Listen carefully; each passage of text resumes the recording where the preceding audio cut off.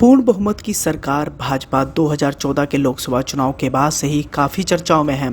अपने राज्य के दौरान केंद्र की नरेंद्र मोदी सरकार ने कई अहम फैसले लिए, जिन फैसलों की कई लोगों ने सराहना की तो कभी यह पार्टी आलोचनाओं का शिकार हुई। इस समय भाजपा पार्टी काफ़ी चर्चाओं में है और इसी कड़ी में आज भी भाजपा पार्टी काफ़ी चर्चाओं में है। एक तरफ जहां किसान आंदोलन को लेकर जगह जगह प्रदर्शन किए जा रहे हैं, वहीं दूसरी ओर एक लंबे समय से भाजपा पर सरकारी संपत्तियों को बेचने का आरोप भी लगाया जा रहा है। देश के तमाम विपक्षी नेता हमेशा से ही केंद्र की नरेंद्र मोदी सरकार की इस नीति के खिलाफ खड़े रहे हैं।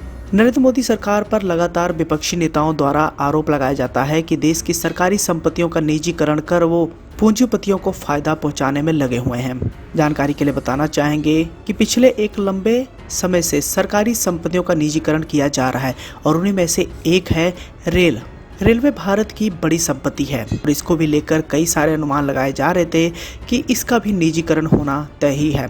लेकिन अब रेल मंत्री पीयूष गोयल ने मंगलवार को ये स्पष्ट कर दिया है कि रेलवे भारत की संपत्ति है, उसका कभी निजीकरण नहीं होगा।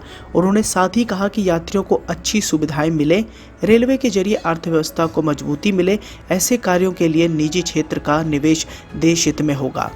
लोकसभा में वर्ष 2021 और 2022 के लिए रेल मंत्रालय के नियंत्रणाधीन अनुदानों की मांगों पर चर्चा का जवाब देते हुए पीयूष गोयल ने कहा, दुर्भाग्यपूर्ण स्थिति है कि कई सांसद निजीकरण और कॉर्पोरेटाइजेशन का आरोप लगाते हैं। भारतीय रेल का कभी निजीकरण नहीं होगा। आगे वो कहते हैं, मैं विश्वास दिलाता हूं कि रेलवे भारत की संपत्ति है, उसका कभी निजीकरण नहीं होगा। तो इस तरह पीयूष गोयल ने रेलवे के निजीकरण पर एक बड़ा बयान दिया है। यहाँ हम आपको इस बात की भी जानकारी देना चाहेंगे कि सोमवार को चर्चा के दौरान कांग्रेस के जसबीर सिंह गिल, IUML के ET मोहम्मद बशीर सहित कुछ अन्य सदस्यों ने रेलवे का निजीकरण करने का प्रयास किए जाने संबंधी टिप्पणी की थी और उसी का जवाब देते हुए अब रेल मंत्री आए हैं। रेलवे के निजीकरण पर पीयूष गोयल का यह बयान काफी चर्चाओं में आ गया है। हालांकि रेलवे के निजीकरण पर उन्होंने कई सारी बातें और भी कही हैं। पीयूष गोयल ने कहा है कि सड़कें भी सरकार ने बनाई हैं, तो क्या कोई कहता है कि इस पर केवल सरकारी गाड़ियां चलेंगी।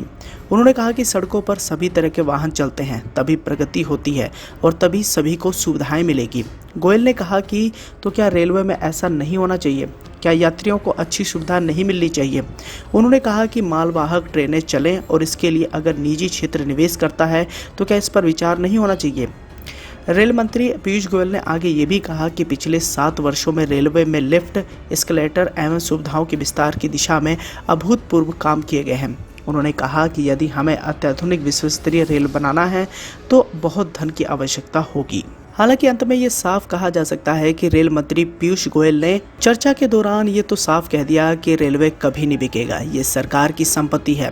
लेकिन अपनी बातों ही बातों में उन्होंने इस बात की तरफ इशारा भी किया है कि अगर निजीकरण नहीं किया गया तो इतना सारा धन नहीं जुटा पाया जाएगा और ना ही रेलवे का आधुनिकीकरण होना संभव हो पाएगा।